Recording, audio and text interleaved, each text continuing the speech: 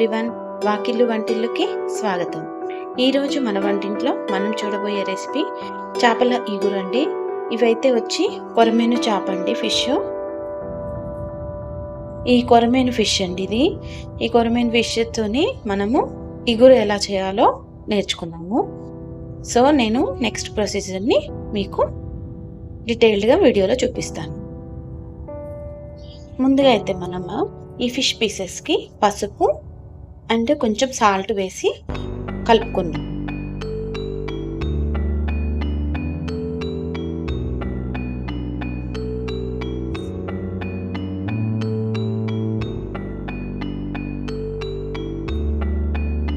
చూసారు కదా, ఇలా ఉప్పు పసుపు పట్టించుకున్న ఫిష్ ముక్కల్ని ఇప్పుడు మనము ఒకసారి పాన్ పైన ఫ్రై చేసుకుందాం.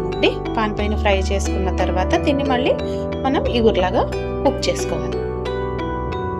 ముందుగా మనం పాన్ పెట్టుకొని ఇప్పుడు దాంట్లో కొద్దిగా ఆయిల్ వేసుకున్నాము. ఇలా ఆయిల్ వేసుకొని కొద్దిగా ఇలా స్ప్రెడ్ చేసుకున్న తర్వాత మనము ఈ పీసెస్ని ఇలా ఫ్రై చేసుకుంటాం.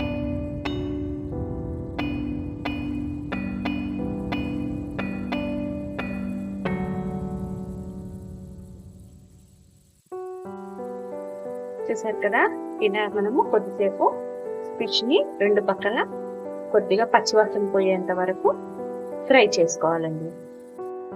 ఇప్పుడు మనము ఇగురికి మనం తీసుకున్న ఫిష్ ముక్కల్ని పట్టి ఇలా మీడియం సైజు ఒక 6 ఉల్లిపాయల్ని మనం మిక్సీలో ఫోర్స్గా గ్రైండ్ చేసుకొని పెట్టుకోవాలండి. ఇలా ఇప్పుడు పీల్ చేసుకున్న ఉల్లిపాయల్ని మనము మిక్సీ జార్లోకి వేసుకొని పేస్ట్ లాగా కోర్స్గా గ్రైండ్ చేసుకున్నాము. ఉల్లిపాయ ముద్దని ఇలా వేరే గిన్నెలోకి ట్రాన్స్ఫర్ చేసుకున్నాము. ఈలోపు మనకి ఫిష్ ముక్కలు వేగిపోయాయి. అవి వేగిపోయాక అప్పుడు మనము ఈ ఆనియన్ పేస్ట్ కూడా బాగా గోల్డెన్ బ్రౌన్ కలర్ వచ్చేంత వరకు వేయించుకొని, చూసారు కదండి, ఇలా గోల్డెన్ బ్రౌన్ కలర్ వచ్చేంత వరకు మనం ఫ్రై చేసుకున్న తర్వాత స్టవ్ మీద నుంచి ప్యాన్ తీసేసుకొని మనము మళ్ళీ మూకుడు సపరేట్గా పెట్టుకొని ఇగురు ఎలా చేయాలో చూద్దాం. ఇలా ఇప్పుడు స్టవ్ మీద మనం మూకుడు పెట్టుకొని దీంట్లో ఆయిల్ వేసుకుందాము. ఆయిల్ మాత్రం కొద్దిగా ఎక్కువే పడుతుందండి.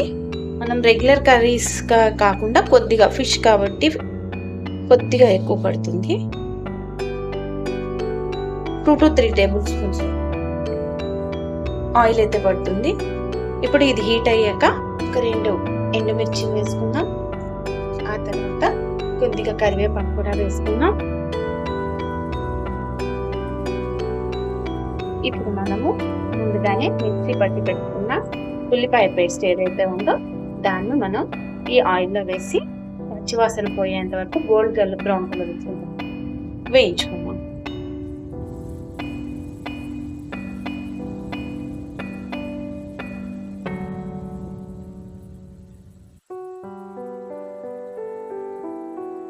ఇలా గోల్డెన్ బ్రౌన్ కలర్ వచ్చాక కొద్దిగా పసుపు వేసుకోవాలి. ఎందుకంటే మనం ఆల్రెడీ ఫిష్ వేయించుకునేటప్పుడు కొద్దిగా పసుపు ఉప్పు వేసి వేయించుకున్నాం కాబట్టి అది కొంచెం దృష్టిలో పెట్టుకొని కొద్దిగా పసుపు వేయాలి.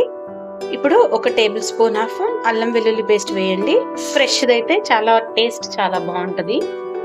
సో ప్రిఫర్ చేయండి ఫ్రెష్ అల్లం వెల్లుల్లి పేస్ట్ వేసి వేయించడానికి. సో ఇది కూడా కొంచెం పచ్చివాసన పోయే వరకు బాగా వేయించుకోవాలండి.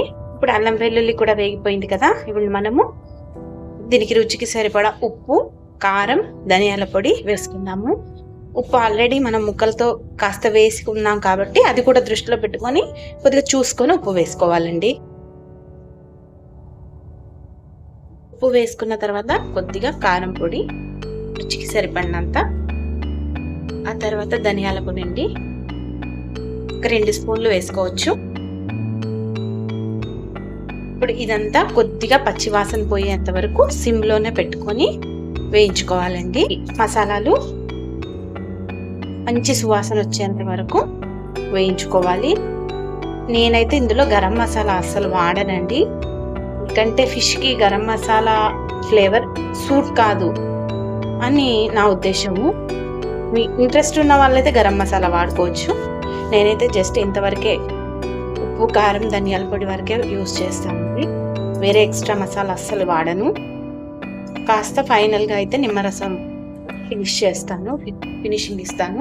చూసారు కదా, మంచి అరోమా అయితే వస్తుందండి. ధనియాల పొడి కూడా పచ్చివాసన పోయేంత వరకు వేగింది.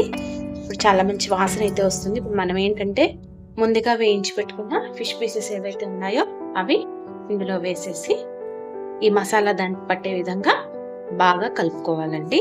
కొంచెం కలిపేటప్పుడు మాత్రం జాగ్రత్త, ఇందుకే నేను ముందుగా వేయించుకోవాలి అని చెప్పాను. సో ఈ సిస్టమ్ ప్రకారం చేస్తే మీకు ముక్క చెదరదండి, అలాగే ఉంటుంది.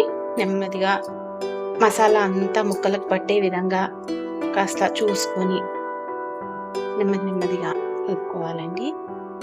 చూసారు కదా ఫ్రెండ్స్, ఇప్పుడు మసాలా అయితే చక్కగా ముక్కలకు పట్టింది కదా.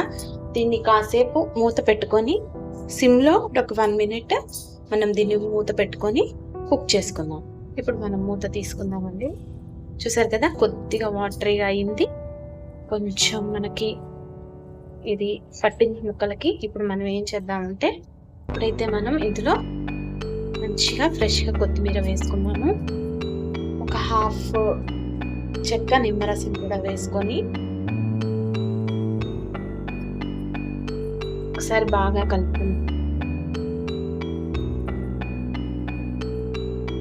చూసారు కదా, ఫిష్ ఇగురు రెడీ అయిపోయిందండి. మనం ఇప్పుడు సర్వింగ్ బౌల్లోకి తీసుకుందాము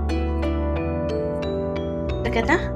వేడి ఫిష్ ఇగురు అయితే రెడీ అయిపోయింది. దీనికి కాంబినేషన్ టమాటా పప్పు అయితే చాలా టేస్టీగా ఉంటుందండి. వేడి రైస్తోని ఫిష్ ఇగురు టమాటా పప్పు కాంబినేషన్ అయితే సూపర్ ఉంటుందండి. మీరు కూడా ఒకసారి ట్రై చేయండి.